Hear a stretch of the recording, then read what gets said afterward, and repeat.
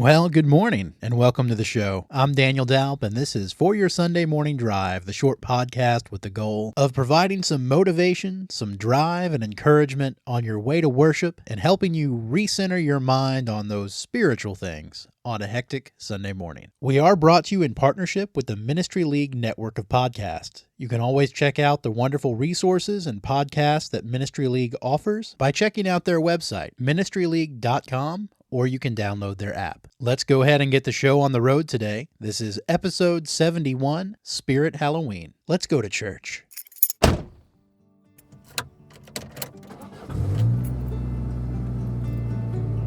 Are we there yet?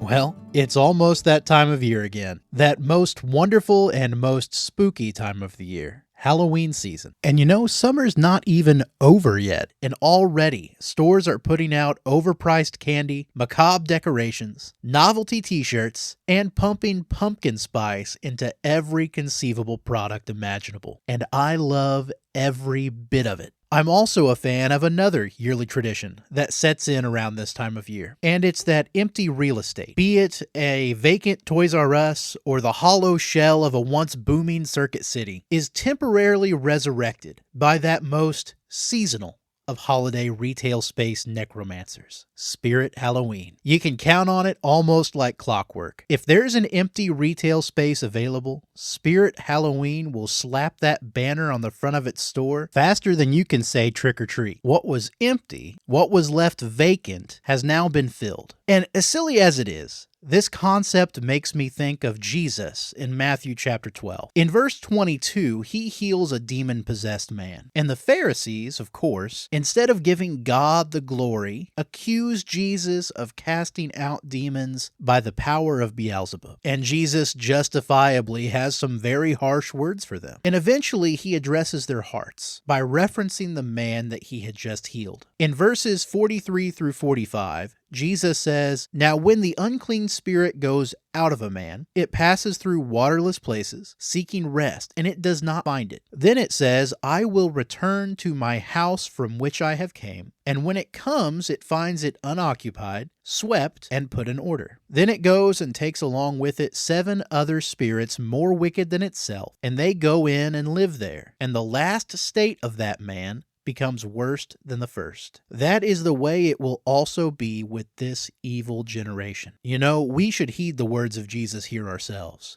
Maybe not that we fear an evil spirit or demon taking up residence within us, but that we guard our hearts. What are we filling them with? Because it's not enough just to be vacant of evil, but we must be filled with good. Because if we are empty, if we only have a facade of the image of Christ and have no substance, our empty hearts are the perfect place for evil to take up residence. And friend, I assure you that something will. Something is going to fill that space. Or rather, we will fill that space with something. Protect your heart. Proverbs 4:23 says, "Above all else, guard your heart, for everything you do flows from it." But don't just protect it, fill it. Well, then comes the question, well, what do I fill it with? Well, Philippians 4:8 tells us, "Finally, brethren, whatever is true, whatever is honorable, whatever is right, whatever is pure, whatever is lovely, of good repute, if there is any excellence, and if anything worthy of praise, dwell on these things." You see, Satan is ever looking to get a foothold into our lives. Don't do his work for him. You might say he's always looking for spiritual real estate. Don't slap a banner on your heart advertising vacancy. Because just like that Spirit Halloween store, he will use every trick in the book to move in, and he will do it faster than we expect. And if we don't fill our hearts with good things that are pleasing in the eyes of God, he could be a permanent resident. And you know, I'm not a fan of giving the devil more credit than he's due, but let's also not assign blame. This is not a devil made me do it situation. It's a choice that we make to either fill our hearts and our lives up with God and his goodness and the things that he tells us to do, or to leave them open, to offer them up to evil tenants. Romans 6:23 says the wages of sin is death. And friends, that's the result of a heart full of evil, a heart full of sin. And if you ask me, that's pretty spooky.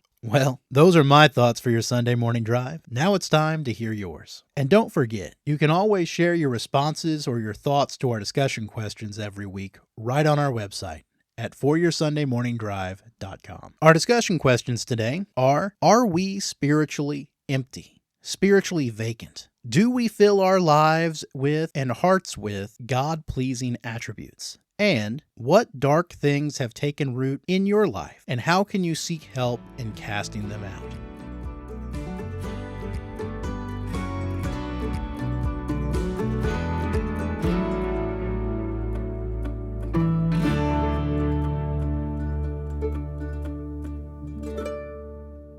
We're here.